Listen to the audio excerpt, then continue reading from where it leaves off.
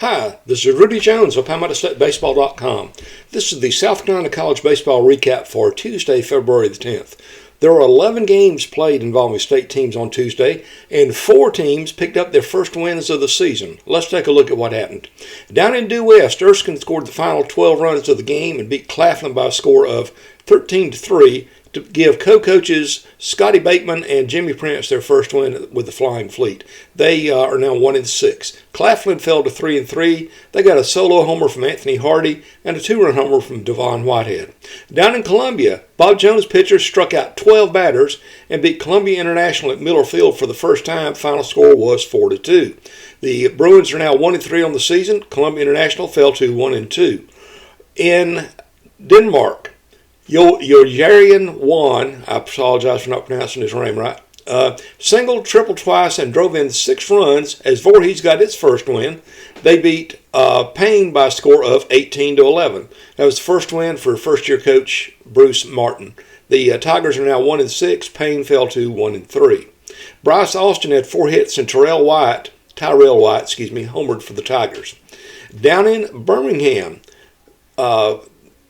Morris got 2 bases-loaded walks and held on to beat Miles 7-6 in Game 2 of a doubleheader to salvage a sweep. That was the first one of the season for the Hornets.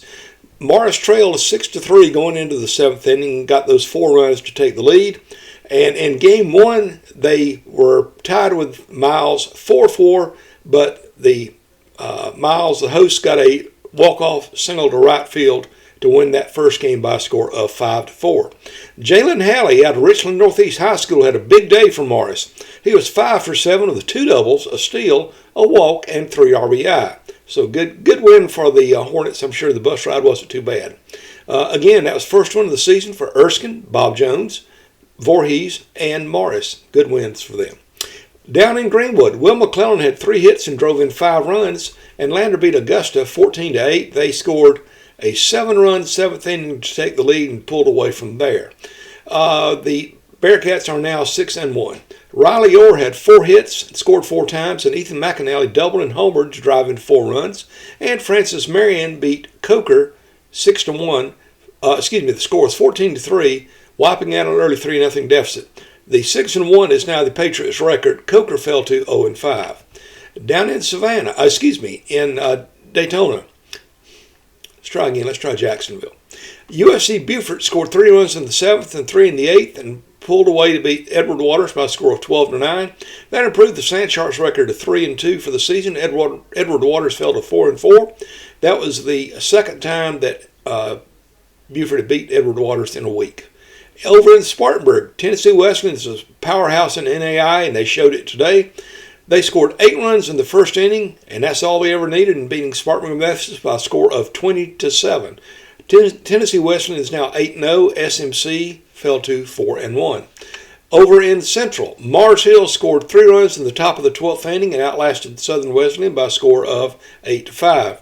It was the first win of the season for the Lions. They're now 1-5, and Southern Wesleyan fell to 2-4 with his second straight loss. There was some scheduling news off the field on Tuesday. Columbia International series at Montreat has now been moved to Big League Camp in Marion, North Carolina. It's a tournament-type site field, and it will now consist of a doubleheader at 4 o'clock on Thursday and a single game at 2:30 on Friday. Again, that's in Marion at Big League Camp. It was supposed to be played in Montreat. And down in Columbia, South Carolina's changed its schedule over the prospect of rain on Sunday.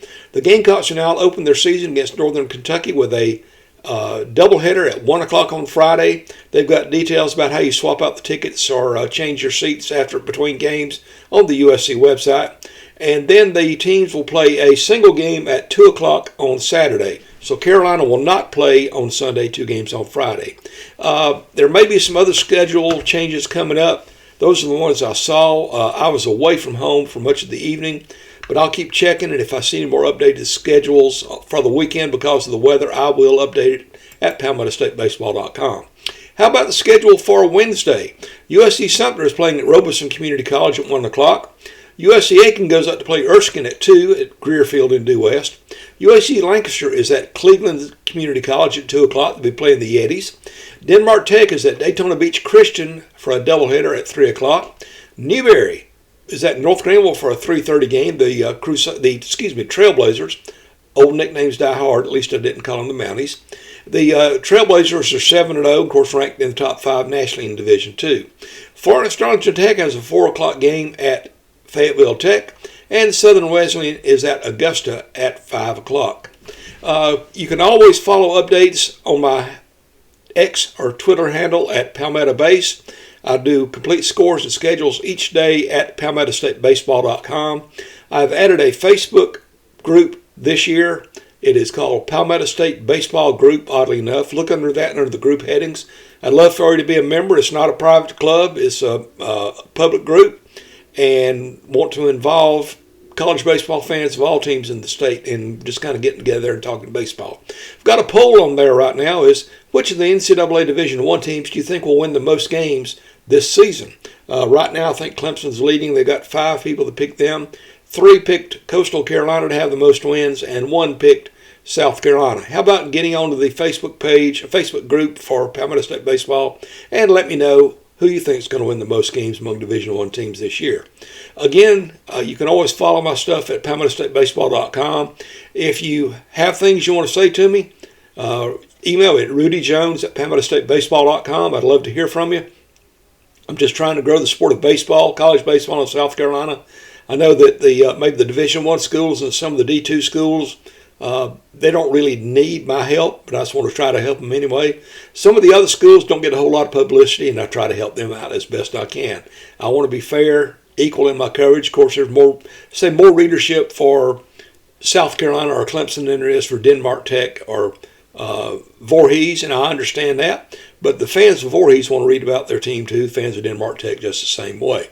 Again, thanks for following this. It's Tuesday, February the 10th. You can always, if you didn't get all the scores, go to PalmettoStateBaseball.com. I've got a score list there, including Player of the Day, Jalen Halley out of Richland Northeast High for Morris. Again, I hope you'll get involved in PalmettoStateBaseball.com. For now, this is Rudy Jones saying good night. Jesus loves you.